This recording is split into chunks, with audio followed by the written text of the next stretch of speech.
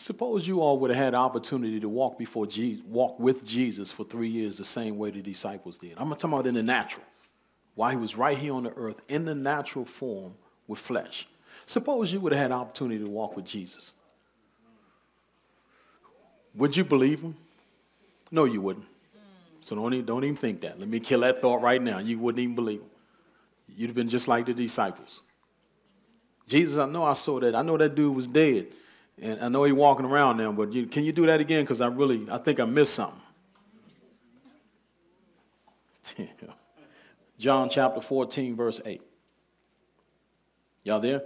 It says, Philip said to him, y'all know Philip is one of the disciples, right? He said, Lord, show us the Father, and it is sufficient for us. Show us God. Show us God, Philip. Philip said, show us. Show us what God is really like. That's what the world is saying. Show me what Jesus Christ is like. What can he do for me? This God that you're serving, that you come to church Sunday after Sunday, that you read about in the Bible, show me this God. I've been watching you at work every day. Show me your God. How do I know he's real? Because I've been experiencing such trauma in my life, and you look different, but show me this God that I can't see. He said, Jesus, show us the Father. That's all we need. We've been walking with you for 3 years, Jesus. Seeing you raise the dead, lay hands on the sick. We saw a little boy being thrown in the fire. The spirit was trying to kill him, and you cast that spirit out of him. We seen you feed 4,000. You came right back the next week, and you fed 5,000. Jesus, we seen all of that. So show us the Father.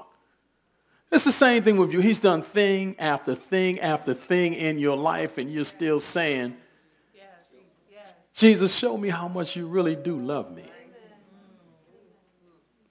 I mean, you just got paid.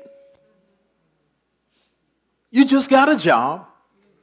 Or you made the cut. Your car ain't break down. But his love will pierce the darkness.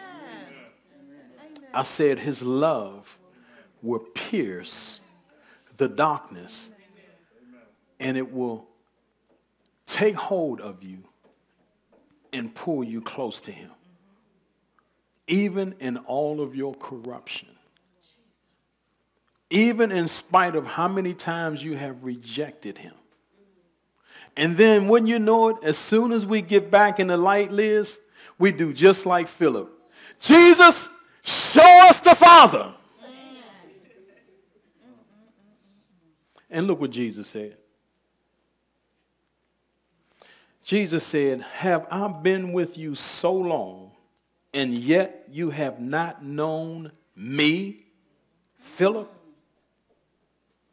He who has seen me has seen the Father. So how can you say, show us the Father? I mean, maybe Jesus was lightly offended.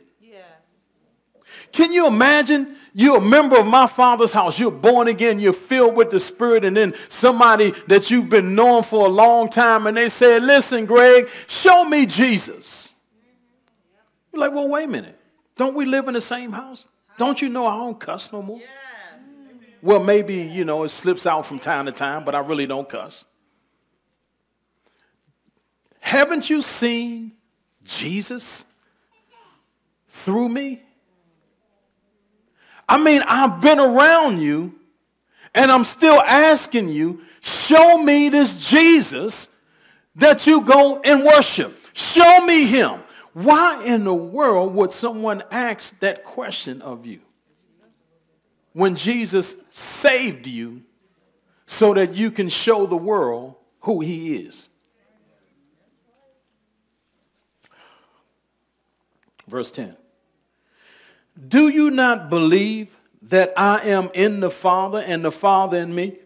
The words that I speak to you, I do not speak on my own authority, but the Father who dwells in me does the work. So how in the world can I get in the home with my wife and then she don't see God through me? in the words that I'm speaking to her? How come she's not seeing Jesus in how I'm talking to her? How come she can't see Jesus in how I'm handling her? How come she can't see Jesus manifested through me?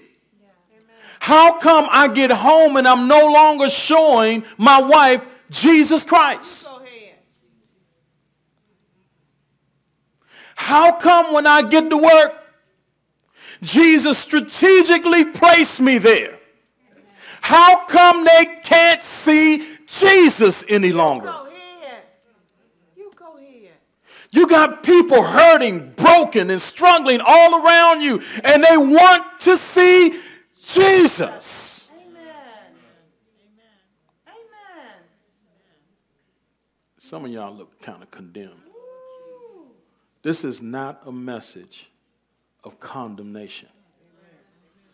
This is a message of deliverance.